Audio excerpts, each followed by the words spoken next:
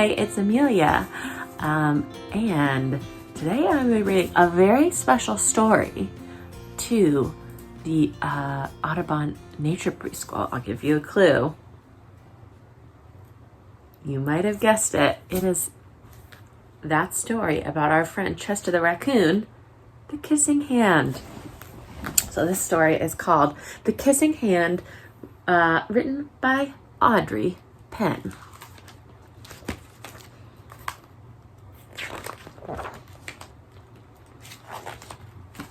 Chester the raccoon stood at the edge of the forest and cried.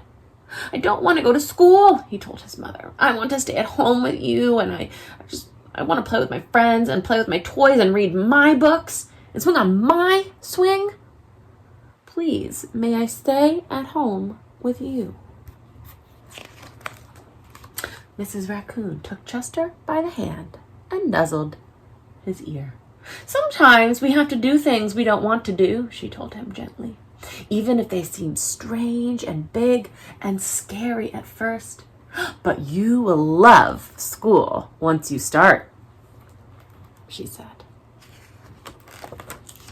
"You'll make new friends, maybe even play with new toys, read new books, and swing in new swings. Besides," she added, I know a wonderful secret that will make your nights at school seem warm and cozy as your days at home."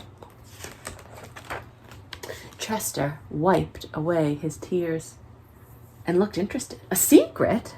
What kind of secret?" "Oh, it's a very old secret," said Mrs. Raccoon.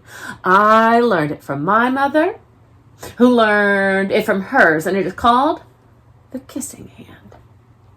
"The Kissing Hand?" asked Chester. "What is that?" "I'll show you." Mrs. Raccoon took Chester's left hand and spread open his tiny little fingers into, right in the middle of his palm.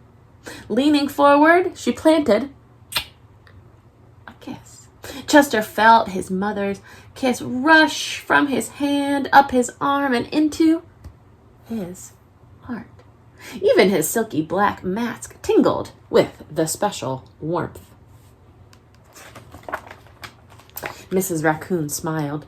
"Now," she told Chester, "whenever you feel lonely and you need a little loving from home, press your hand to your cheek and think, 'Mommy loves you. Mommy loves you.'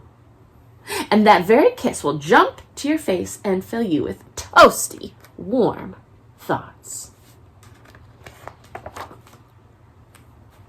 She took Chester's hand and carefully wrapped his fingers around the kiss. "Now do be careful and don't lose it," she teased him. "But don't worry. When you open your hand to wash your food, I promise the kiss will stick."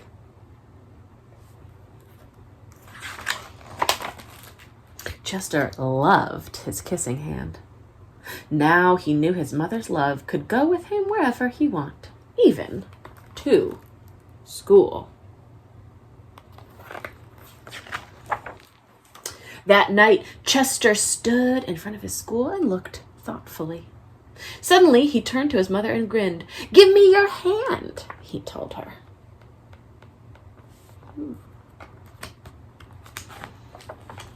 Chester took his mother's hand in his own and unfolded her large, familiar fingers into a fan.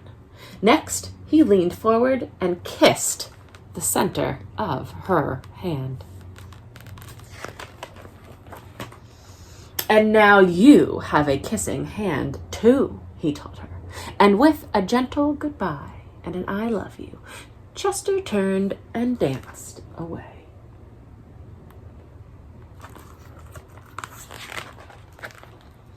Mrs. Raccoon watched Chester scamper across the tree limb and enter school. And as the hoot owl rang in the new school year, she pressed her left hand to her cheek and smiled. The warmth of Chester's kiss filled her heart with special words. "Chester loves you. Chester loves you," it sang.